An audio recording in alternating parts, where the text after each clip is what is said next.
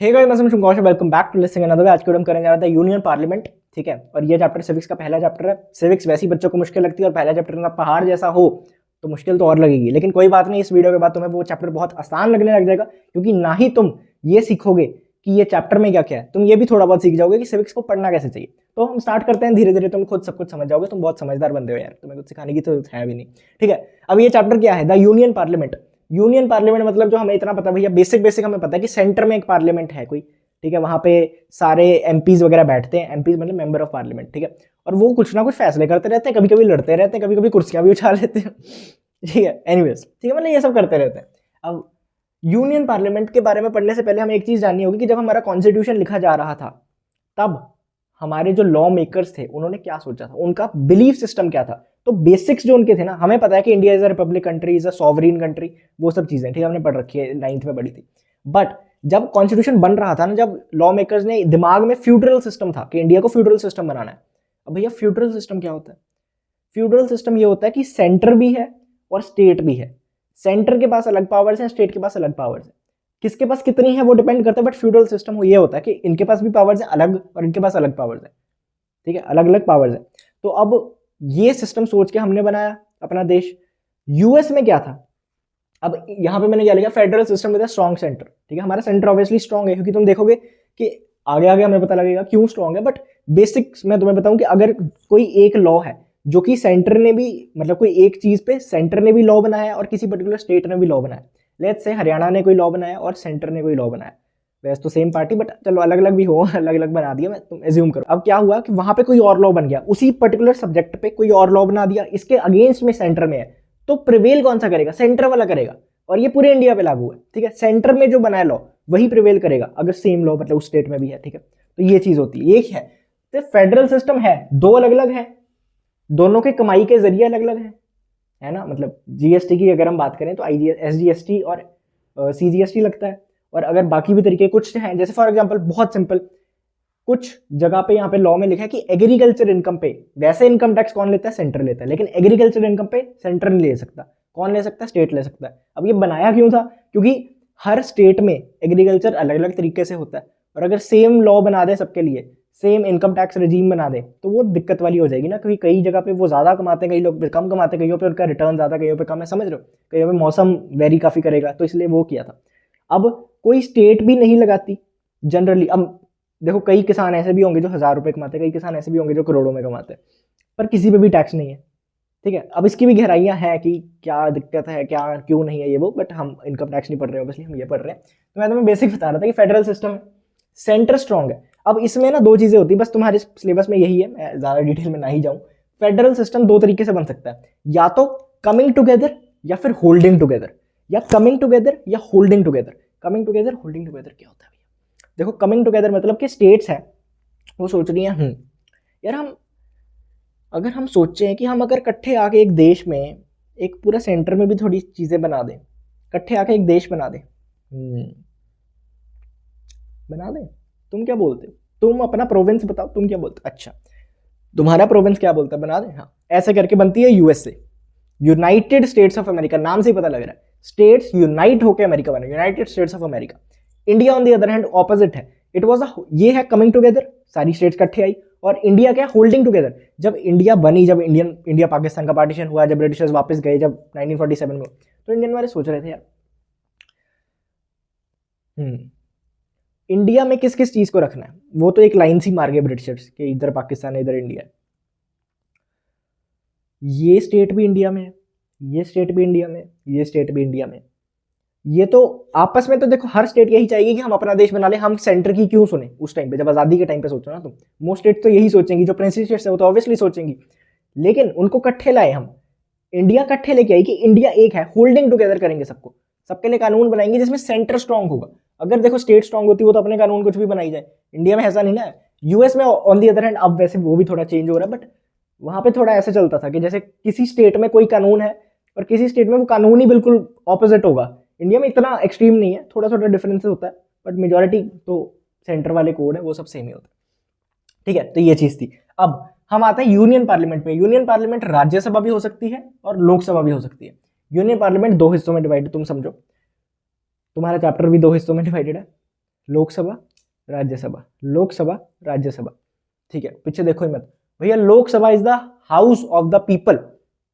क्यों? क्योंकि हम लोग खुद इलेक्ट करते हैं, हम जाते हैं। इफ यू आर 18+, अगर नहीं हो तो चले जाओगे थोड़े सालों में, तुम जाते हो वहां पे वोट, ईवीएम मशीन होती है, तुम कहते हैं किसे वोट डालूं,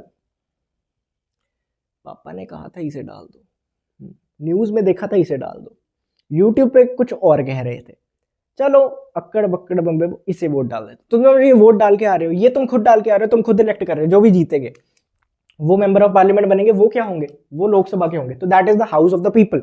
लेकिन राज्यसभा क्या है, हाउस ऑफ द स्टेट। क्यों? क्योंकि राज्यसभा में लोग कैसे बनते हैं, राज्यसभा में कैसे बनते हैं, हम नहीं वोट डालने जाते। कभी सोचा यार हमने तो वोट डाली नहीं, राज्यसभा में कैसे मेंबर बन गए? और ना कभी इसका ऐसा आया सॉरी, ना कभी इसका ऐसा सुनने को मिला कि आज इलेक्शन है राज्यसभा के, होते रहते हैं। तो क्या होता है राज्यसभा में, पहली बात तो हम लोग वोट नहीं डालते, जो स्टेट के, हम एमएलए को वोट डालते हैं, एमएलए को डालते हैं, एमएलए को, एमएलए सुना है हर स्टेट के जो एमएलए होते हैं और जो एमपीज होते हैं वो मिलके राज्यसभा के मेंबर्स बनाते हैं। और 12 मेंबर्स प्रेसिडेंट अपनी तरफ से बनाता है, अलग अलग फील्ड से। जैसे कभी सचिन तेंदुलकर को बना दिया, कभी कोई एक्टर को बना दिया, कभी कुछ बना दिया, ऐसे डिफरेंट लोगों को बना सकते हैं। ठीक है जी, ये अब हम पहले आते हैं लोकसभा पे। अब लोकसभा बहुत सिंपल है, लोकसभा बहुत कॉम्प्लिकेटेड लगती है, लेकिन it is the most easiest thing in your entire book. क्यों? क्योंकि लोकसभा में कितने मेंबर्स हैं भैया? 550 हो सकते हैं। पहले 552 थे, लेकिन एंग्लो इंडियंस के जो प्रोविजंस थे वो सिर्फ 70 साल तक थे, आज़ादी से लेके, नॉर्थ आज़ादी से लेके जब इंडिया रिपब्लिक बना था, जब इंडिया की कॉन्स्टिट्यूशन लागू हुई थी 1950 से लेके 70 साल थे। तो 2020 में वो खत्म हो गए, तो एंग्लो इंडियंस के 2 जो सीट्स थी वो खत्म हो गई सॉरी, तो 550 रहेगी। एट प्रेजेंट अराउंड 543 पूरी है और 7 वेकेंट है।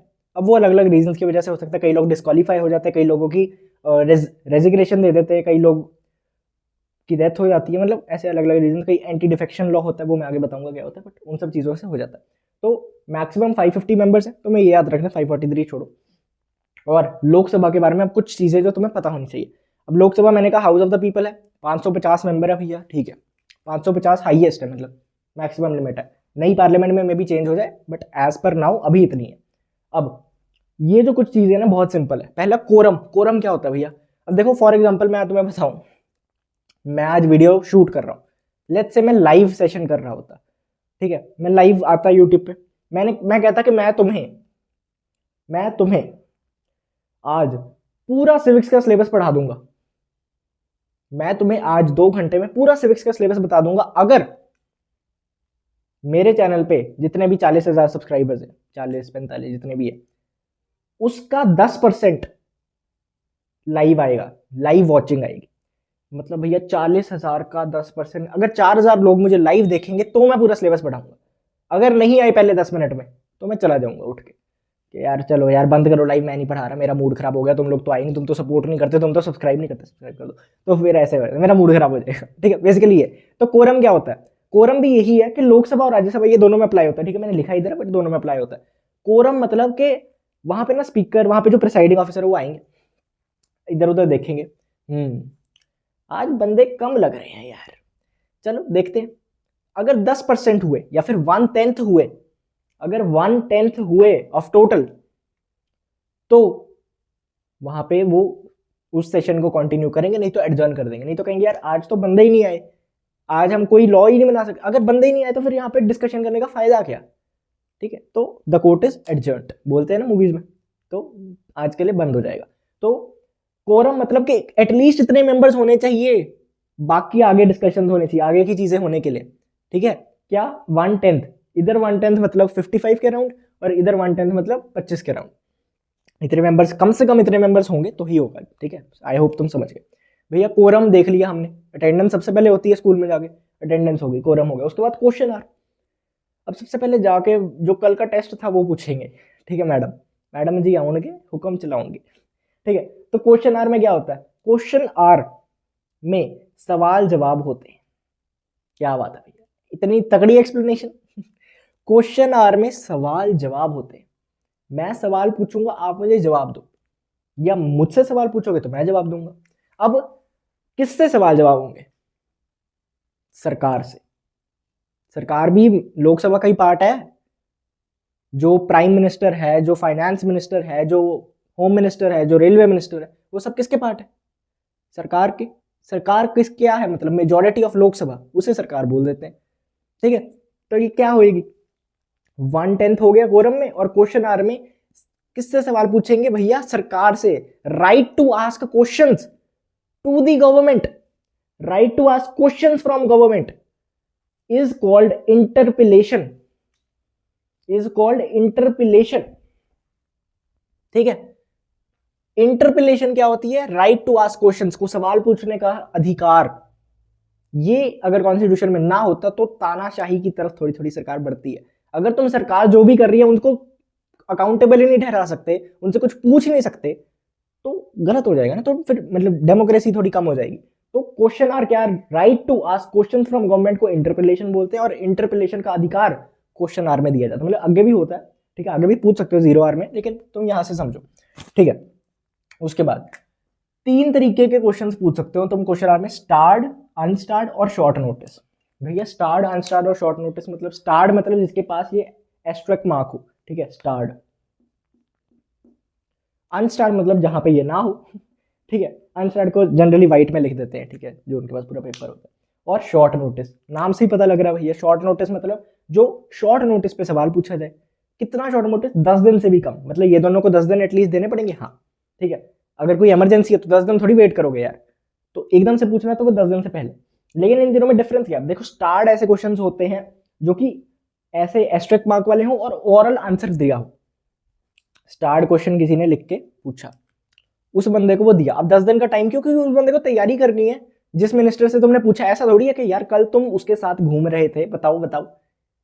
ये सवाल भी अगर तुम अपने किसी दोस्त को पूछो, उसको भी ये आंसर तैयार करने में 2-4 मिनट लग जाएंगे, झूठ बनाने में। तो अब तो ये तो सरकार है, सरकार के तो इतने बड़े बड़े फैसले होते हैं, सरकार के तो इतने बड़े बड़े फाइनेंसेस होते हैं, उनकी सारी इंफॉर्मेशन इकट्ठे करना, उनको सब चीज़ें बनाना, सब कुछ तैयारी रखना, उसमें टाइम तो लगेगा। ऐसी थोड़ी तुमने सवाल पूछ लिया, अच्छा यार तुमने कहा था कि हेल्थ एंड एजुकेशन सेस 4% तुम लोगे, उसका तुम इतना इस पे स्पेंड करोगे, लेकिन यहाँ पे तो स्पेंड हो नहीं रहा, बताओ। अब उनको तैयारी करनी पड़ेगी ना कि स्पेंड हो रहा है, प्रूफ दिखाने के लिए, बोलने को थोड़ी ऐसे कुछ भी बोल दो। तो ये जो होते हैं ना, इनके ऑरल आंसर्स होते हैं स्टार्ट क्वेश्चंस के, ठीक है, इनके ऑरल आंसर्स होते हैं। और इनसे उन्होंने देखा, तुमने रिटर्न में क्वेश्चन दिया, सबमिट कराया, हेड कौन है? स्पीकर, आगे आएगा। तुमने सबमिट कराया, उन्होंने उनको बताया 10 दिन बाद तुम्हें आंसर देना है, मतलब वो पहले भी दे सकते हैं, बट 10 दिन एक होता है लिमिट। 10 दिन बाद वो मुझे जवाब दे रहे हैं, उन्होंने मुझे ऑरली जवाब दिया, मैं उनसे एक पर ये तो बात ठीक है, लेकिन उस पे सवाल जवाब, मतलब एक आंसर पे आगे सवाल पूछना, समझ रहे हो? समझ रहे हो? तो वो चीज़ करना, उसे बोलते हैं, ये स्टार्ट क्वेश्चन में आ जाता है। ये ऑरल आंसर दोगे तुम आगे सप्लीमेंट्री क्वेश्चन पूछ सकते हो। अनस्टार्ट में तुम रिटर्न क्वेश्चन पूछ रहे हो, 10 दिन के बाद तैयारी के बाद उन्होंने रिटर्न आंसर दे दिया, इसमें तुम दोबारा क्वेश्चन नहीं पूछ सकते, सप्लीमेंट्री नहीं पूछ सकते, ठीक है, मतलब कोई और टॉपिक पे पूछ सकते हो डेफिनेटली, बट सेम टॉपिक पे सप्लीमेंट्री नहीं पूछ सकते। शॉर्ट नोटिस, अब कोई इमरजेंसी आई 10 दिन से पहले पहले पूछना है तो ये पूछ सकते हो। इसके आंसर जनरली ऑरली दिए जाते हैं, लेकिन it is the at the description of the minister, जिसको तुम क्वेश्चन पूछ रहे हो उसकी मर्जी है कि वो जवाब देना चाहता है कि नहीं देना चाहता। There is no condition, there is no sorry, मतलब मैंडेटरी नहीं है कि उसमें आंसर देना ही देना, ठीक है, ये एक चीज होती है शॉर्ट नोटिस वाले क्वेश्चंस की। उसके बाद 0 आर, 0 आर क्या होता है? 0 आर बेसिकली देखो, 11 बजे अगर शुरू होता है तुम्हारा लोकसभा का एक सेशन, ठीक है, लोकसभा का जो भी प्रोसीडिंग्स वगैरह, तो 11 से 12 सबसे पहले क्वेश्चन आर, 12 से 1 तुम्हारा 0 आर, उसके बाद लंच वगैरह होता है जो भी है। तो 0 आर में भी सवाल जवाब होते हैं जो हम नॉर्मली जो न्यूज़ चैनल्स पे देखते हैं, नॉर्मली जो यूट्यूब पे तुम क्लिप्स देखोगे, वो 0 आर की होती है। क्योंकि उसमें तो रिटर्न क्वेश्चंस होते हैं ना, इसमें होता है कि अरे तुम आप गलत कर रहे हो, बात क्या करते हो आप, हम ऐसे करेंगे, हम वैसे करेंगे, जो ऐसे ऐसे पूरा लड़ाइयाँ होती है, पूरी वोटिंग वगैरह कई चीज़ों पे होती है, हर चीज़ वो जनरली 0 आर में की जाती है, ठीक है, बेसिकली ये होता है। अब भैया ये भी समझ आ गया, टाइप्स ऑफ मोशन क्या है। देखो, मोशन एक चीज़ होती है, मोशन क्या होता है कि मतलब एक है कोई चीज़ स्थिर है, कोई चीज़ को काम पे आना, वर्क करना, तो वो मोशन। अब मोशन क्या, इसके हिसाब से अगर हम इस सेटिंग में देखें, एडजर्नमेंट मोशन और नो कॉन्फिडेंस मोशन होते हैं। भैया कोर्ट में ना एक एडजर्नमेंट मोशन लगा सकते हो, एक no confidence motion. Adjournment motion 2-3 तरीकों से तुम समझ सकते हो। पहला ये एडजर्न करना मतलब रोक देना। तो कोई मिनिस्टर कोई काम कर रहा है, कोई मिनिस्टर कोई पॉलिसी ला रहा है, कुछ भी कर रहा है, तुम उसे रोक रहे हो, उसे बोलते हैं एडजर्नमेंट। या फिर कोई पार्लियामेंट्री डिबेट चल रही है, उसे रोक के, फाइनेंस सेशन चल रहा है तो फाइनेंस सेशन को रोक के तुम कह रहे हो कि फाइनेंस के बारे में तो बात करेंगे, बजट के बारे में तो बात करेंगे, लेकिन देश में इतना बड़ा हादसा हो गया, देश में ये हो गया, कोई बहुत इमरजेंसी हुई, तो पहले इसकी जवाबदेही दो, पहले इस पे बात करो, पहले इसके आगे क्या स्टेप्स चाहिए इस पे बात करो। और नो कॉन्फिडेंस मोशन ऐसे होता है कि यार एक बंदा, मतलब एक बंदा सिर्फ नहीं कर सकता, बट ऐसा होता है कि एक पार्टी थोड़ा ऐसा सोचेगी कि हमें अब कॉन्फिडेंस नहीं है कि ये सरकार मतलब चला पाएंगे, हमें इनकी काम पे कॉन्फिडेंस नहीं है, हम लगता नहीं कि इनकी मेजोरिटी है, ठीक है। तो नो कॉन्फिडेंस मोशन एटलीस्ट 50 लोग करते हैं, ऐसे नहीं कोई भी सुबह उठ के कहे मैं, मुझे नहीं भरोसा यार मैं, ठीक है, सरकार के खिलाफ, जो करेंटली सरकार होती है, जो काउंसिल ऑफ मिनिस्टर्स के खिलाफ होता है। इसमें बस एक पॉइंट ये होता है कि अगर कोई चाहे एक मिनिस्टर के खिलाफ हो, चाहे काउंसिल ऑफ मिनिस्टर के खिलाफ हो, चाहे प्राइम मिनिस्टर के खिलाफ हो, अगर नो कॉन्फिडेंस मोशन पास हो जाता है in both the houses, then पूरी मिनिस्ट्री को रिजाइन करना पड़ता है, बस मेन ये पॉइंट, ठीक है। तो एडजर्नमेंट मोशन रोक देना, ठीक है। नो कॉन्फिडेंस मोशन कि हम सरकार पे कॉन्फिडेंस ही नहीं, नाम से पता लग रहा है, मतलब इतना कुछ कॉम्प्लिकेटेड है ही नहीं। एडजर्नमेंट वर्सेस प्रोरोगेशन क्या होता है? अब एडजर्नमेंट और प्रोरोगेशन क्या होता है? मोशन अलग चीज है, इसका मतलब क्या? एडजर्नमेंट मतलब जैसे तुमने काफी कोर्ट ड्रामा मूवीज में देखा होगा, the court is adjourned for the day, जजेस बोलते हैं ना, इसका मतलब क्या कि एडजर्न मतलब आज के लिए जितनी प्रोसीडिंग्स है खत्म, आज के लिए, कल मिलते हैं या फिर नेक्स्ट बिजनेस डे पे मिलते हैं, नेक्स्ट वर्किंग डे पे मिलते हैं, अगर कल संडे है तो मतलब परसों मिलते हैं, जो भी है, ठीक है। अगर कोई नेशनल हॉलीडे तो वो भी बात अलग है, मतलब नेक्स्ट वर्किंग डे पे मिलेंगे, उसे एडजर्नमेंट बोलते हैं। अगर कोई सेशन चल रहा है, ठीक है, एक दिन मिनिस्टर्स आए, ये सब हो गया, उसके बाद क्या कि बस अब अगले साल नहीं, आज के लिए एडजर्न हुआ है, कल मिलेंगे या फिर नेक्स्ट वर्किंग डे पे मिलेंगे, ठीक है, एडजर्न। प्रोरोगेशन मतलब कि एक सेशन खत्म हो गया, एक सेशन खत्म हो गया, एक सेशन खत्म हो गया, अब अगले सेशन में मिलेंगे। अब भैया सेशन मतलब, सेशन देखो क्या होता है ना कि अब कोई बात हो रही है, हम ऐसे नहीं कह सकते कि हर हफ्ते मिलेंगे पार्लियामेंट, हर हफ्ते मिलेगी का क्या मतलब है कि हर मंडे मिलेगी, हर ट्यूसडे मिलेगी, इस हिसाब से पूरा साल यही करते रहो, बस लड़ते ही रहो, फिर तो कुछ ज़्यादा काम नहीं हो पाएगा, और एक एक हफ्ते बाद तो काफ़ी लेट हो जाएगा। तो क्या होता है ना, हमारी कॉन्स्टिट्यूशन में लिखा है कि साल में कम से कम 2 सेशंस रखेंगे, कम से कम 2 सेशंस रखने मैंडेटरी है, 2 से कम नहीं रख सकते। आज की डेट में 3 सेशंस रखे जाते हैं, मतलब वैसे जनरली 3 ही रखे जाते हैं इंडिया में, ठीक है। ये है 3 सेशंस, पहला है बजट सेशन, दूसरा है मॉनसून सेशन, तीसरा है विंटर सेशन। अब नाम से ही पता लग रहा है भैया बजट बजट बजट बजट कब आता है? बजट आता है, हमने न्यूज़ में सुना मार्च में, तो फेब से शुरू हो जाएगा, फेब मार्च अप्रैल, फेब मार्च में जनरली होता है, ठीक है, ये चलता है बजट सेशन। मॉनसून सेशन, भैया मॉनसून बारिश कब आती है, सुहाना मौसम कब होता है? जुलाई अगस्त सितंबर, यही है, तो ये होता है तुम्हारा मॉनसून सेशन। विंटर सेशन, भैया विंटर कब है?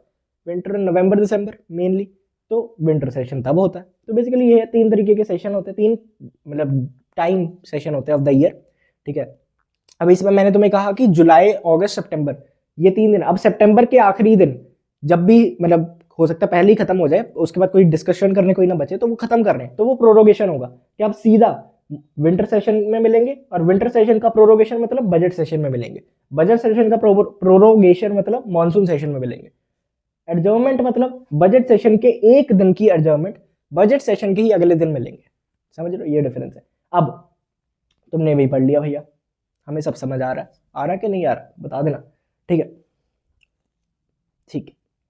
अब सबसे पहले मैं एक आम आदमी, ठीक है, किसी पार्टी की बात नहीं कर रहा मैं, मतलब मैं एक नॉर्मल इंसान, अगर मैं बनना चाहता हूं मेंबर ऑफ पार्लियामेंट, चाहे ये चाहे वो, लोकसभा राज्यसभा कोई भी हो, कैसे बन सकता हूं? कुछ कंडीशंस है, उन्हें फुलफिल कर लो तो तुम बनने के लिए एलिजिबल हो जाओगे। बनोगे कि नहीं वो तो इलेक्शन में पता लगेगा, लेकिन एलिजिबल हो जाओगे। वो क्या क्या है? सबसे पहले ऑब्वियसली इंडियन सिटीजन होना जरूरी है, भारत की नागरिकता होनी जरूरी है, सिटीजनशिप होनी जरूरी है इंडिया की, ठीक है, दोनों केसेस में। उसके बाद अगर मुझे लोकसभा का पार्ट बनना है तो ये 25 साल के बाद मैं बन सकता हूँ, if I have attend the age of 25। लेकिन अगर मुझे राज्यसभा का पार्ट बनना है, ये थोड़ा ऊंचा है ना, राज्य करने के लिए नाम से ही राज्यसभा, तो थोड़ी एज भी, एक्सपीरियंस भी ज्यादा होना चाहिए, तो बेसिकली ये 30 ईयर्स है। 25-30, सिर्फ यही डिफरेंस है एलिजिबिलिटी का, बाकी सब सेम है। अब अगर मैंने देश को चलाना है, मैंने देश की तरक्की करनी है, तो मैं खुद थोड़ा बहुत ठीक ठाक होना चाहिए, ठीक है, ऐसा नहीं कि अमीर होना चाहिए, बट कर्जेदार नहीं होना चाहिए, ठीक है। So I should not be insolvent, तो ये भी एक कंडीशन है, ठीक है। सिटीजन ऑफ इंडिया 25 साल 30 साल, और आई शुड नॉट बी इंसॉल्वेंट। अगर मैं खुद ही, ठीक है, किसी के कर्ज के अंदर डूबा हुआ हूं, तो मैं देश को कर्ज से कैसे निकालूंगा, ठीक है। और मैं पागल नहीं होना चाहिए, मैं अनसाउंड माइंड का नहीं होना, मतलब सिंपल सी चीजें। अब मैं पागल होऊंगा तो मैं देश का तो सत्यानाश कर दूंगा, ठीक है। So I should not be of unsound mind, I should not be a convict. भैया सच्ची में मैं कॉन्विक्ट नहीं होना चाहिए, मैं मुजरिम डिक्लेयर नहीं होना चाहिए। देखो केसेस चलते होते हैं, काफी एमपीज पे हमारे केसेस चल रहे हैं, ठीक है, हार्श रियलिटी है। मैं कह रहा हूं कि कन्विक्ट नहीं होना चाहिए। अब किसी कोर्ट ने तुम्हें गुनहगार ही ठहरा दिया कि तुम तो भाई इस मर्डर में थे, तो तुम एलिजिबल नहीं हो, ठीक है। हाँ, अब वो बाईपास करके अलग अलग चीजें, मैं तुम्हें कह रहा हूँ लीगली क्या लिखा है, जो कि तुम्हारे पेपर में तुमने लिखना है। सिटीजन ऑफ इंडिया 25 साल 30 साल, not a convict, not of unsound mind, not be insolvent, name in electoral rolls. Name in electoral rolls मतलब क्या, कि मतलब देश के किसी भी हिस्से में तुम्हारा इलेक्टोरल रोल्स में नाम होना चाहिए। भैया इलेक्टोरल रोल्स क्या होता है, सिंपल, बेसिकली एक लिस्ट होती है। इलेक्टोरल रोल्स मतलब एक लिस्ट है जिसमें सारे वोटर्स के नाम लिखे होते हैं और उनकी मतलब डिटेल्स लिखी होती है। भैया लिस्ट मतलब तुम जब वोट डालने जाते हो, अब तो चलो डिजिटल हो गया, पर काफ़ी जगह पे डिजिटल नहीं हुआ, ये मुझे लगता है लिस्ट ही आती है। वहाँ पे लोग होते हैं ना, तुम जब अपना आधार कार्ड वगैरह दिखाते हो, जो भी वोटर कार्ड दिखाते हो, तो वो टिक करते हैं कि हाँ ये बंदे की इसमें नाम है, तो टिक, ठीक है, टिक। तुम अगर कभी वोट नहीं डाली तो घर वालों से पूछ लेना, ऐसे ही होता है, ठीक है। तो टिक मतलब वहाँ पे उस पर तुम्हारा इलेक्टोरल रोल पे नाम है, बेसिकली वोटर कार्ड है और उस पर नाम है, तो तुम एलिजिबल होते हो इलेक्शन में खड़े होने के लिए। अगर तुम खुद ही वोट डालने के लिए एलिजिबल नहीं हो, तो तुम खुद वोट डलवा भी नहीं सकते किसी के लिए, ठीक है। तो बेसिक सिंपल सा पॉइंट है, ठीक है, ये चीज़ है। ये चीज़ बस 25-30 साल का फर्क याद रखना, बाकी दोनों में सेम है। और अगर आ जाए क्वेश्चन कि ये तो सब एलिजिबिलिटी है, लेकिन डिस्क्वालिफिकेशन किस बेस पे होती है, तो इनका ऑपोजिट, अगर सिटीजन ऑफ इंडिया ना हुआ या फिर किसी और देश का सिटीजन हुआ, अगर 25 साल और 30 साल नहीं हुआ या फिर फेक किया हुआ अपना एज, अगर कॉन्विक्ट हो गया, कॉन्विक्ट करार हो गया, अगर अनसाउंड माइंड का किसी कोर्ट ने डिक्लेयर कर दिया, ठीक है, अगर इंसॉल्वेंट हो गया, कर्जेदार हो गया। कर्जेदार एक होता है कि डेट लेना, तब तुम कर्जेदार किसी के ऐसे जनरल स्टेटमेंट बोल देते हैं। इंसॉल्वेंट मतलब कि तुम्हारे एसेट सारे बेच के भी, तुम्हारे सारे एसेट्स, तुम्हारी सारी संपत्ति बेचकर भी तुम्हारे कर्जे खत्म नहीं हो पा रहे, बेसिकली उसे इंसॉल्वेंट बोलते हैं। वो कोर्ट करता है, ऐसा नहीं कि तुम अपने आप को कुछ भी बोल दो। नेम इन इलेक्टोरल रूल्स अगर नहीं हुआ, पता लग गया, अगर मतलब बस यही सारे पॉइंट है, इनको ऑपोजिट करके लिख दोगे तो वो डिस्क्वालिफिकेशन बन जाएगी, नॉट दैट टफ। ये भी हो गया। ये जनरली, ये मैंने दोनों साइड का लिखा कि ये इधर भी अप्लाई होता है, इधर भी अप्लाई होता है, बस ये याद रखना। ये हो गया, ठीक है। और हमने ये भी सब कर लिया, बस एक है कि स्पीकर। अब भैया हमारे जो एमपीज हैं इतने अच्छे लोग हैं, इतने सभ्य लोग हैं, वहां पे सब लोग आपस में बैठ के प्यारी प्यारी बातें ही तो करते हैं। किसी से कोई वैर, ना किसी से कोई दुश्मनी, हम तो निभावे सबके लिए प्यार, और सबसे कोई ना खुंदकी। पता नहीं जो भी बना। ये कुर्सी है, इसके आसपास सब बाकी कुर्सियां हैं और सब लोग इनकी तरफ देख रहे हैं। सब लोग कोई भी स्टेटमेंट बोलनी है तो इनको एड्रेस करके बोलनी है। ऐसा नहीं होता कि अगर जैसे कोई ऑपोजिशन का लीडर है और वो बीजेपी के लीडर को कुछ बोलना चाहता है, तो या ऑपोजिट है, तो ऐसे बोलेंगे कि देखिए प्यारे आम आदमी पार्टी के लीडर या प्यारे बीजेपी के लीडर, उनका नाम लेके जो भी लीडर, ऐसे नहीं बोलते। वो बोलते हैं कि माननीय स्पीकर महोदय, ठीक है, मैं ये पॉइंट रख रहा हूं और मैं इनसे सवाल करना चाहता हूं। मतलब वो ऐसे डायरेक्ट नहीं पूछ सकते, वो ऐसे जाते हैं घूम के। लोकसभा और राज्यसभा दोनों के ना कुछ प्रिसाइडिंग ऑफिसर्स होते हैं, मतलब जो सबको मेंटेन करेंगे। सब जो 550 बंदे हैं, 250 बंदे हैं, इन सबको संभालना तो पड़ेगा। आपस में लड़ने लग जाएंगे तो उन सबको संभालने के लिए, ऑफिशियली सब कुछ मेंटेन करने के लिए कोई तो इनका हेड बनाना पड़ेगा। तो वो क्या होता है, लोकसभा में इज द स्पीकर, राज्यसभा में इज द चेयरमैन, ठीक है, ऐसा बोला जाता है। लोकसभा में जो स्पीकर होते हैं वो कैसे बनते हैं, कोई और हम इलेक्ट करते हैं कि स्पीकर हम इसे बनाएंगे, नहीं। हमने जिन एमपीज को इलेक्ट किया है, जो लोकसभा के पार्ट है, वही आपस में वोटिंग करके, जब पहला सेशन होता है पहले स्पीकर को बना देते हैं, ठीक है, आपस में ही चुन के जिनकी मेजोरिटी आएगी वो बन जाएगा, वो स्पीकर पर्टिकुलर बंदा बन जाएगा। ऐसे ही डिप्टी स्पीकर को बना दिया जाएगा। डिप्टी स्पीकर का रोल तभी आएगा जब स्पीकर एब्सेंट हो या डिस्क्वालीफाई हो जाए या कुछ और ऐसा हो जाए, डिमाइस हो जाए, कुछ भी हो जाए, ठीक है, तब डिप्टी स्पीकर का काम आएगा, नहीं तो स्पीकर का रोल है। स्पीकर कौन है? Speaker is the presiding officer of the highest authority. Presiding officer मतलब ये जो बोलेंगे वो फाइनल है, हाईएस्ट अथॉरिटी है। प्रिसाइडिंग ऑफिसर मतलब सबको ऊपर प्रिसाइड करने वाला, सबको मैनेज करने वाला, पूरी लोकसभा चलाने वाला basically is the speaker, speaker की पोस्ट। अब स्पीकर के कुछ फंक्शंस हैं जो कि बहुत आसान है, ऑल्दो मतलब कई बच्चे ऐसे करते हैं कि इसे रटने की कोशिश करते हैं एक एक एक एक, बट तुम इन वर्ड्स का मतलब समझ के सब हो जाएगा। डिसिप्लिनरी फंक्शंस, डिसिप्लिन मेंटेन करना। अगर किसी एमपी ने कोई उपशब्द बोल दिए, ठीक है, उपशब्द जैसे कि, तो मुझे तो कोई आता नहीं यार उपशब्द, पर तुम्हें आता हो तो भी कमेंट में मत लिखना, ठीक है। उपशब्द अगर किसी ने बोल दिया तो उसे सस्पेंड करना या उसे वार्निंग देना या वट एवर द केस में भी, बहुत ज़्यादा ही कर दिया तो फिर छोड़ मतलब बिल्कुल ही डिस्क्वालीफाई कर देना, वो कर सकते हैं। डिसिप्लिनरी और कैसे हो सकता है कि अगर ज़्यादा हौश पौश हो रहा है, बहुत ही ज़्यादा ही लड़ रहे हैं इधर के उधर के, मतलब बहुत ही ज़्यादा ही, इतने ज़्यादा लड़ रहे हैं कि इट इज़ मतलब अनमैनेजेबल, बात ही नहीं कर पा रहे एक दूसरे से, तो क्या होगा, तो फिर आज के लिए एडजर्न कर दिया जाएगा सेशन। ऐसे और 3-4 चीज़ें, मतलब बेसिकली डिसिप्लिन मेंटेन करके रखना, डेकोरम मेंटेन करके रखना कि बहुत ज़्यादा ऐसा ना, सिविल बन के रहना। एडमिनिस्ट्रेटिव फंक्शंस, एडमिनिस्ट्रेशन का मतलब क्या होता है? चलाना, डे टू डे वर्किंग्स। उसमें क्या क्या चीज़ें आ सकती है? उसमें तुम लिख दो कि सबसे पहले डॉक्यूमेंटेशन करना हर चीज़ का। अब देश के लिए इतनी चीज़ें हो रही है, उसको डॉक्यूमेंटेशन रखना पड़ेगा ना। पेटिशंस वगैरह का ये जो क्वेश्चन आएंगे वो सब रिटन फॉर्म में संभाल के रखने, प्रॉपर डॉक्यूमेंटेशन रखना, पेटिशंस वगैरह को रखना पूरा मतलब प्रॉपरली, वो सब एडमिनिस्ट्रेशन करना। ऐसा नहीं कि खुद लिखेंगे खुद टाइप करेंगे, बट प्रॉपर रखवाना भी काम होता है ना, तो वो एडमिनिस्ट्रेटिव फंक्शंस पे आता है।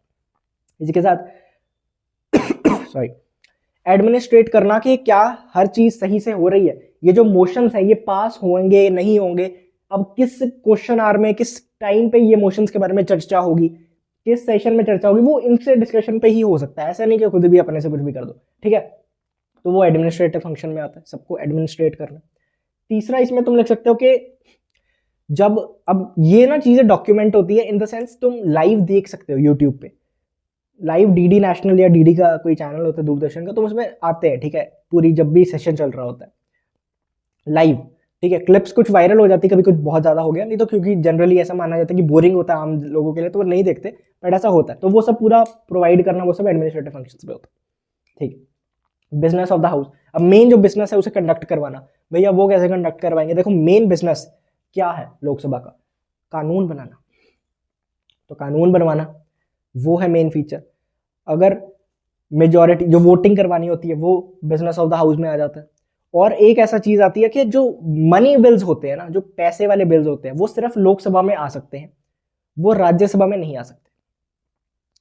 क्या होता है ना, कोई भी बिल बनाने से पहले एक जनरल जो चीज है, लोकसभा में भी पास होना चाहिए, राज्यसभा में भी पास होना चाहिए, इररिस्पेक्टिव के पहले कहाँ पे पास हो रहा है, कहीं से भी शुरू हो, लोकसभा या राज्यसभा कहीं से भी शुरू हो, लेकिन एक से पास हुआ मेजोरिटी से, फिर दूसरी से पास होना चाहिए मेजोरिटी से, फिर इन दोनों के जो हेड हैं, ठीक है, स्पीकर एंड मतलब वो क्या करते हैं, वो प्रेसिडेंट के पास जाते हैं, उनको पढ़ाते हैं, वो फिर अपना एक्सेंट देते हैं, मतलब एक साइन करते हैं, फिर ऑफिशियल गैजेट में पूरा वो प्रिंट होता है, वो सब मतलब जो भी है, फिर कानून बन जाता है बेसिकली। दोनों से पास होना पड़ता है। लेकिन जो मनी बिल्स होते हैं वो सिर्फ लोकसभा में शुरू हो सकते हैं, जाना उधर पड़ेगा लेकिन शुरू लोकसभा में हो सकता है, बिकॉज फाइनेंस मिनिस्ट्री पूरी यहाँ है, तो मेनली यहाँ पे माना जाता है, ठीक है। ये है बिजनेस ऑफ द हाउस के फंक्शन। अब कौन सा मनी बिल है, कौन सा नहीं मनी बिल है, इसका डिफरेंस करना is the function of, is the business of the house and it is the function of the speaker. कैसे पता लगेगा कोई जो बिल है वो मनी बिल है कि नहीं है? हर बिल में पैसा तो लगेगा ना, सरकार छोटे से छोटा काम कर नहीं जाए, छोटे से छोटा स्वच्छ भारत, मतलब ये छोटा तो नहीं है बट मैं कह रहा हूँ बहुत सिंपल से बेसिक काम हो, उसमें भी पैसा तो लगेगा, और पैसा करोड़ों में लगेगा क्योंकि देश इतना बड़ा है। ऐसा थोड़ी है अब तुम किसी भी छोटे से छोटी चीज का 10 लाख बजट बना दो, अगर वो जो एक आया था बेटी बचाओ बेटी पढ़ाओ या ऐसा कोई भी कोई सिंपल कोई चीज है, उसको भी प्रमोट करने का पैसा लगेगा, उसको भी लोगों तक पहुंचाने का पैसा लगेगा, एडमिनिस्ट्रेट करने का पैसा लगेगा, तो पैसा तो हर चीज में लगेगा। कौन सा मनी बिल है कौन सा मनी बिल नहीं है ये डिसाइड कौन करता है? Speaker. These were the functions of the speaker. बस इतना जान लो, बहुत है, बहुत ज्यादा ही बता दिया मैंने तुम्हें, ठीक है। एक्सक्लूसिव पावर्स क्या है? अब एक्सक्लूसिव पावर्स मतलब कि कुछ पावर्स ऐसी हैं जो सिर्फ लोकसभा के पास है, कुछ पावर्स ऐसी है जो सिर्फ राज्यसभा के पास है। कई दोनों के पास है, वो हम बाद में भी डिस्कस करेंगे, powers of features of the union parliament. लेकिन सिर्फ जो लोकसभा के पास है स्पेशल स्पेशल वो ये सिंपल मनी बिल्स, जैसे मैंने अभी एक्सप्लेन किया जस्ट अभी कि मनी बिल्स को इंट्रोड्यूस सिर्फ लोकसभा में किया जा सकता है, राज्यसभा में नहीं कर सकते। Motion of no confidence, no confidence का मोशन भी सिर्फ लोकसभा में ही स्टार्ट हो सकता है, राज्यसभा में जाएगा लेकिन स्टार्ट सिर्फ लोकसभा में हो सकता है, ठीक है। डेडलॉक बिटवीन टू, अगर दो लोगों में डेडलॉक मतलब होता है कि यार आपस में कोई फैसला नहीं कर पा रहे। अब लेट्स से ऐसा है कुछ जिसमें लोकसभा और राज्यसभा दोनों का एक्सेंट चाहिए, दोनों की मतलब हाँ रजामंदी चाहिए, दोनों मान ही रहे, दोनों एक दूसरे से लड़ बैठे, ये कह रहे हैं हाँ, ये कह रहे हैं ना, या ये कह रहे हैं हाँ, ये कह रहे हैं ना, तो क्या होता है, दोनों को इकट्ठे बिठा के पोल करा दो, इकट्ठे बिठा के वोटिंग करा दो, इकट्ठे बिठा के बात सुनवाई कराओ। अगर फिर भी नहीं मान रहे तो क्या, तो अगर वोटिंग कराएंगे तो obviously Lok Sabha is gonna will, because इनकी जो कैपेसिटी है, जो मेंबर्स है, it is more than double of Rajya Sabha, तो ऑब्वियसली वोटिंग वाइज तो वही जीत जाएंगे, ठीक है, ऐसा काफी हाई चांसेस है। तो इसलिए अपर हैंड होता है जब भी डेडलॉक बिटवीन द टू हो जाए, तो लोकसभा की ज्यादा सुनी जाती है बिकॉज उनके पास ज्यादा स्ट्रेंथ है ऑब्वियसली, राइट। ये चीज हो गई। अब भैया राज्यसभा, राज्यसभा क्या है, it is the house of the state. क्यों, तुम्हें बताया, क्योंकि जो हाउस ऑफ द स्टेट है वहां पे जो मेंबर्स हैं वो जनता इलेक्ट नहीं करती, जनता के द्वारा एमएलए जो है, member of legislative assembly her state के, उनसे वोटिंग होती है। एमपी भी वोट डालते हैं बीच में, वो भी होते हैं मेन, ठीक है। तो और उनमें से ही इसमें लोग बनते हैं। 238 लोग स्टेट्स में से आते हैं, स्टेट्स एंड यूनियन टेरिटरीज, और 12 लोग कौन से होते हैं, प्रेसिडेंट जो खुद अपने हिसाब से बनाए, ठीक है। चलो, vice president of India is the chairman, ठीक है। वहां पे वोटिंग होती है बीच में से, यहाँ पे वोटिंग नहीं होती। जो भी वाइस प्रेसिडेंट ऑफ इंडिया बनता है, ठीक है, he becomes the chairman of Rajya Sabha too, और the vice president of India is not a member of Rajya Sabha and he can not cast it vote. इधर भी यही था, स्पीकर खुद वोट नहीं डालेगा, जब भी वोटिंग होगी स्पीकर खुद वोट नहीं डालते। लेकिन अगर कभी 50-50 हो जाए, समझो 243 मेंबर्स हैं अगर करेंटली, स्पीकर को छोड़ दे 242, अगर 50-50 हो जाए तो 242 तो हो सकता है, सॉरी 542 तो हो सकता है ना 50-50। 542 में 50-50 करेंगे तो कितना होगा, 271, correct me if I am wrong, ठीक है। तो 271 इधर हो गए, 271 उधर हो गए, तो क्या, तो इस टाई को सुलझाने के लिए speaker can cast its vote. Generally नहीं, लेकिन टाई के बेस पे कर सकते हैं। वैसे ही सेम इधर होता है, वाइस प्रेसिडेंट भी वैसा नहीं कर सकते, लेकिन अगर टाई हो जाए तो कर देते हैं। मैक्सिमम मेंबर्स हो गए। परमानेंट हाउस है जी, सबसे इंपॉर्टेंट फीचर यहाँ पे ना, जो भी लोग इलेक्ट होते हैं, हमें पता है 5 साल की वो होती है, 5 साल का टेन्योर है। 2024 में इलेक्शन, हाँ 24 में इलेक्शन हुए, तो अब कब होंगे, 29 में होंगे ना, 19 में हुए थे, फिर 24 में हुए, फिर 29 में, 5-5 साल का।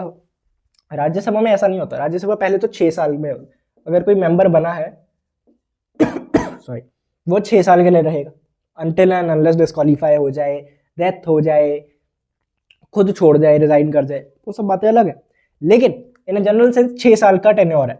अब 6 साल भी कैसे, ऐसा नहीं, वहां पे कुछ ऐसा नहीं है कि 2024 से 2030, नहीं, वहां पे क्या है कि 250 मतलब 238 का 1/3, जो 1/3 लोग हैं वो हर साल इलेक्ट होते हैं और हर साल छोड़ते हैं। मतलब जो लोग छोड़ेंगे उनकी जगह भरने नए लोग आएंगे ना, क्योंकि मैक्सिमम तो उतना ही है। तो यहाँ पे 1/3 का रूल चलता है, यानी कि हर साल 1/3 लोग आएंगे, 1/3 लोग जाएंगे, हर 3 साल बाद बदल जाएंगे, बेसिकली पूरी लोग बदल जाएंगे, ठीक है। तो ये परमानेंट हाउस है। अब इसका फायदा क्या है, देखो लोकसभा में क्या है ना, 5 साल बाद बिल्कुल डिसॉल्व हो जाएगा, और तब कोई इमरजेंसी आ जाए तो क्या होगा, इसमें हम ये पावर भी पढ़ेंगे, है ही नहीं, डिसॉल्व हो गई है, लोकसभा ही नहीं, इलेक्शन नहीं हो पाए, कोई इमरजेंसी आ गई।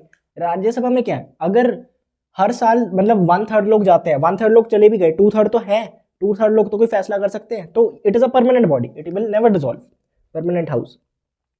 बाय 2/3 मेजोरिटी, एक्सक्लूसिव पावर्स, अब देख लो, by 2/3 majority declare a state list matter of national importance.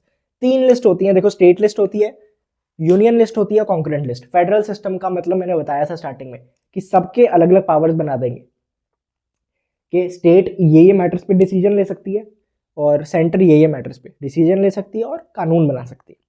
अब जो सेंटर है वो स्टेट में नहीं बना सकती, स्टेट लिस्ट पे रूल नहीं बना सकती, लेकिन अगर राज्यसभा में 2/3 मेजोरिटी से डिक्लेयर हो जाए कि state list of national importance है तो वो बना सकती है। अब भैया इधर क्यों नहीं, राज्यसभा में क्यों? Rajya Sabha is the house of states, state का कोई मुद्दा है तो इधर ज्यादा इंपॉर्टेंस दी जाएगी ऑब्वियसली, क्योंकि उधर वहीं से मेंबर्स आए। 2/3 मेजोरिटी होनी चाहिए, लेकिन 2/3 majority during emergency if Lok Sabha is dissolved. भाई मैंने तुम्हें बता दिया कि लोकसभा अगर डिसॉल्व हो गई है तो वो तो कभी डिसॉल्व होती नहीं, that is a permanent body, तो वो हमेशा रहेगी। तो वो उसका एक्सक्लूसिव पावर है कि अगर लोकसभा डिसॉल्व हो गई है फिर भी it will be stay in working and वहां पे अपना फैसला सुनाएगी। Powers and functions of union parliament, chapter का आखिरी हिस्सा आ गया है भैया। पार्लियामेंट के कुछ फंक्शंस बता दो। पावर्स एंड फंक्शंस 4 है, लेजिस्लेटिव, फाइनेंशियल, एग्जीक्यूटिव, जुडिशियल। बात ही खत्म। अगर तुम्हारी सिलेबस में नहीं है तो तुम जा सकते हो, बिकॉज मेनली यही था, थोड़ा जंप कर लो। कई सिलेबस में, कई बुक्स में लिखा है तो मैंने कहा पढ़ा दूं। Powers and functions of union parliament क्या है? लेजिस्लेटिव पावर्स, भैया लेजिस्लेटिव मतलब कानून बनाना, कानून बनाने की शक्तियां। सिंपल 4 पॉइंट लिखो। कानून कैसे? मैंने तुम्हें 4 लिस्ट बताई। यूनियन लिस्ट पे कानून यूनियन पार्लियामेंट बनाएगी ऑब्वियसली, यूनियन लिस्ट में जो जो मैटर्स है।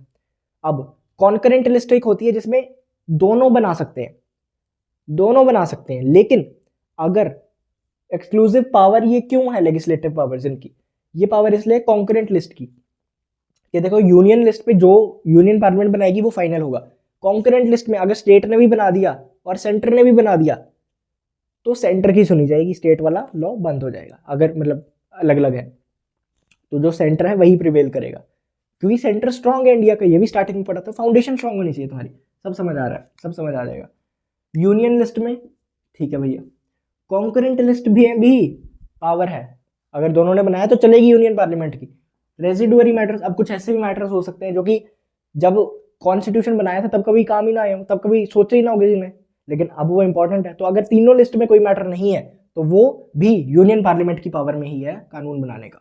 ठीक है। इन state list matters, state list matters में भी, स्टेट लिस्ट मैटर्स में भी यूनियन पार्लियामेंट की पावर है, वो अपना काम कर सकती है, वो अपने कानून बना सकती है अगर 2/3 मेजोरिटी राज्यसभा में पास कर दी जाए तो। और इमरजेंसी में भी, इमरजेंसी हम कहते हैं ना गवर्नी राज लग गया, काफी मतलब आम भाषा में ऐसे बोलते हैं, गवर्नी राज लग गया।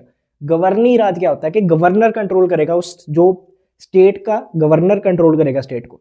गवर्नर कौन बनाता है भाई? प्रेसिडेंट बनाता है। बेसिकली यूनियन से ही बन के आता है वो, सेंटर से ही बन के आता है। तो ये चीज होती है। ये थी लेजिस्लेटिव पावर्स, मतलब कानून बनाने की शक्तियां। अब है फाइनेंशियल पावर्स। फाइनेंशियल पावर्स क्या है यूनियन पार्लियामेंट की? फाइनेंशियल पावर्स मेनली है लोकसभा की, क्योंकि फाइनेंस उधर, मतलब मनी बिल्स उधर ज़्यादा इंपॉर्टेंट होते हैं, लेकिन हम पूरे पार्लियामेंट का पढ़ रहे हैं तो सिंपल है। पहला तो बजट, बजट हमें पता है कि बजट बन के आता है, देश के कहाँ कहाँ खर्चे होंगे, कहाँ कहाँ से कमाइयाँ होंगी, ठीक है, हम प्रेडिक्ट करते हैं। इट इज़ द जो भी आएगा कि फ्यूचर जो ट्रांजैक्शंस हैं, जो फ्यूचर आने वाला फाइनेंशियल ईयर है उसमें सरकार के एस्टिमेटेड बजट क्या है, एस्टिमेटेड कमाइयाँ कितनी है, रिसिप्ट्स कितनी है और एस्टिमेटेड खर्चे कितने हैं, बेसिकली ये होता है। तो बजट बनाने की शक्तियाँ पूरे देश की किसके पास है? यूनियन पार्लियामेंट के पास है। स्टेट भी अपना बजट बनाती है, लेकिन पूरे देश का बनाने की शक्तियाँ किसके पास है? यूनियन पार्लियामेंट के पास। सप्लीमेंट्री ग्रांट्स, अब कोई चीज़ सरकार ने ना मांगी थी, यार हमें ये प्रोजेक्ट के लिए ना इतने पैसे चाहिए, वो कम पड़ गए और मांगने हैं, और किससे मांगेंगे? Union parliament. यूनियन पार्लियामेंट के पास ये शक्ति है, ये पावर है, ये उनका फंक्शन है कि वो और दे सकते हैं या नहीं दे सकते, वो मतलब उस पर तो बहस होएगी पूरी, बट सप्लीमेंट्री ग्रांट्स ये होती हैं। परमिशन फॉर टैक्सेस, अब ऐसा नहीं है कि तुम कोई भी टैक्स लगा सकते हो, सरकार कोई भी टैक्स नहीं लगा सकती कि जितना मन किया। अब देखो सरकार तो सोचो सो रही है, एकदम से किसी का, उनको ना किसी को सपना आया कि देश बहुत महान बन जाएगा, दुनिया का नंबर 1 देश बन जाएगा, जीडीपी तो ओ हो कहां पहुंच जाएगी, इंफ्रास्ट्रक्चर तो तारीफेदार हो जाएगा, कोई मतलब कोई रोड ऐसी नहीं होगी जो खराब है, ठीक है, हर जगह मतलब सुनहरा भविष्य पूरा भारत का, best country, best infrastructure, best सब कुछ। अगर तुम लोगों के सांस लेने पे भी टैक्स लगा दो, इतनी कमाइयाँ होंगी सरकार को, सरकार तो बेनिफिट के लिए यूज़ कर ही देगी। सोचो, अगर तुम लोगों के बोलने पे टैक्स लगा दो, पर ऐसा नहीं हो सकता। क्यों? क्योंकि कॉन्स्टिट्यूशन में ये सब नहीं पावर्स है। और अगर पावर्स चाहिए, अमेंडमेंट करनी है या टैक्स लगाना है, तो लोकसभा और राज्यसभा से गुजरना पड़ेगा, यूनियन पार्लियामेंट से गुजरना पड़ेगा, और परमिशन फॉर टैक्सेस लेनी पड़ेगी। सरकार ऐसा तो अपना बहुत खजाना बढ़ा देगी, लेकिन ऐसा नहीं हो सकता। ठीक है। सैलरीज, जो एमपीज को और एमएलएस को सैलरी दी जाती है, वो कितनी देनी है, वो फैसला, वो अमाउंट बनाना, हर साल सोचना, वो किसके पास पावर है? यूनियन पार्लियामेंट के पास पावर है। ठीक है। तो सैलरीज कितनी देनी है, किस मिनिस्टर को कितनी, किस मिनिस्टर, मतलब मिनिस्टर को नहीं होती, वो मिनिस्ट्री को होती है बेसिकली। ठीक है, कि जो भी मिनिस्टर बने, पर होम मिनिस्टर की इतनी सैलरी है, एमपीज की एक जनरल सैलरी इतनी है, ठीक है, एमएलएस की जनरल सैलरी इतनी है। तो ये होता है, ये यूनियन पार्लियामेंट के पास पावर्स है।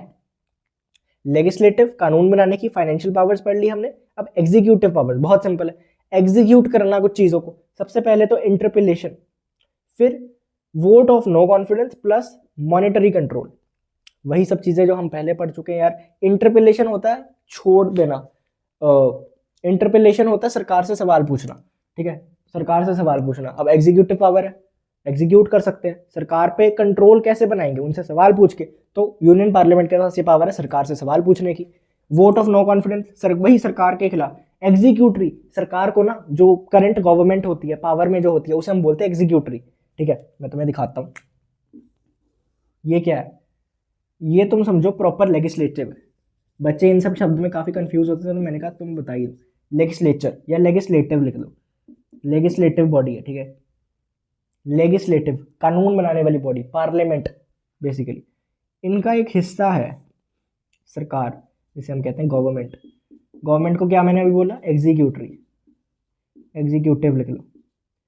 अब एग्जीक्यूटिव बॉडी है, ये लेजिस्लेटिव बॉडी है।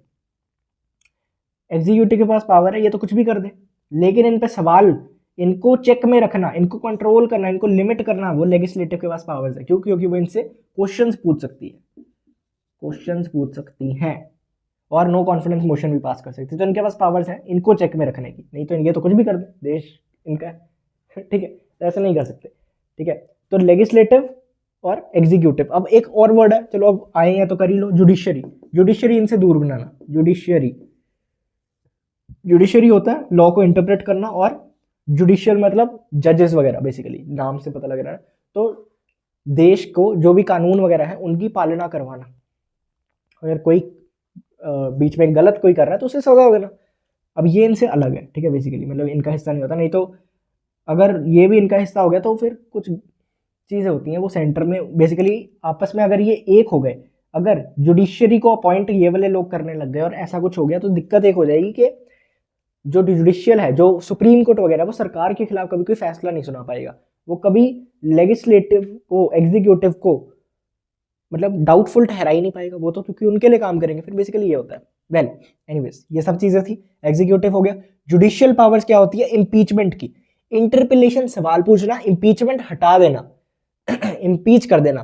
प्रेसिडेंट को इम्पीच किया जा सकता है, ठीक है, वाइस प्रेसिडेंट को इम्पीच किया जा सकता है, जजेस को, सुप्रीम कोर्ट वगैरह को इम्पीच किया जा सकता है। स्पेशल मेजोरिटी लगती है। स्पेशल मेजोरिटी मतलब कि मोर देन 50%, जितने लोगों की कैपेसिटी है, प्लस 2/3 जितने लोग प्रेजेंट है। अब कॉन्स्टिट्यूशनल अमेंडमेंट्स कईयों के सिलेबस में है, मतलब कईयों की बुक्स में है, कईयों की बुक्स में नहीं है। बेसिकली कॉन्स्टिट्यूशन को अगर अमेंड करना हो तो कर सकते हैं क्या? ये सरकार कर सकती है। कैसे कर सकती है? पहले तो बिल लेके आना पड़ेगा, किसी भी हाउस में लेके बिल लेके आओ, बिल पे डिस्कशन होगी, बिल आएगा, बिल पे डिस्कशन होगी, जिस भी हाउस में आया वो मेजोरिटी से पास करेंगे, दूसरे के पास जाएगा वो भी पास करेंगे। ठीक है, नॉर्मल जैसे होता है बस वैसे ही होगा। कॉन्स्टिट्यूशन के बारे में पूरा होएगा कि वैसे तो होने नहीं देते, कॉन्स्टिट्यूशन बहुत मुश्किल से अमेंड होता है। ठीक है, उसके लिए फिर स्पेशल मेजोरिटी वगैरह लगती है। अगर ये भी हो गया तो फिर सब बढ़िया हो जाएगा। स्पेशल मेजोरिटी के साथ कॉन्स्टिट्यूशन अमेंड, फिर प्रेसिडेंट के पास जाएगा। पहले तो जो चेयरमैन है और जो स्पीकर है वो पूरा करेंगे कि वोटिंग होएगी, पूरा प्रॉपर होगा, उसके बाद प्रेसिडेंट के पास जाएगा, वो साइन करेंगे, ठीक है, सब हो जाएगा। बस this was your chapter. I hope तुम्हें समझ आया हो। ठीक है, नहीं समझ आया तो मेरे पास एक और तरीका समझाने का, मेरे पास एक और तरीका है। और भाई समझ आ गया कि नहीं आया? ये था तुम्हारा chapter the union parliament. I hope समझ आया हो, ठीक है। बाकी यही सब था यार तुम्हारे चैप्टर में। अगर कुछ रह गया हो तो बता दीजिएगा, कुछ भूल हो गई हो तो बता दीजिएगा। तो यार that is it, this is your chapter. I hope तुम्हें समझ आया हो, तुम्हें मजा आया हो। Will see you soon in a new video. नमस्ते।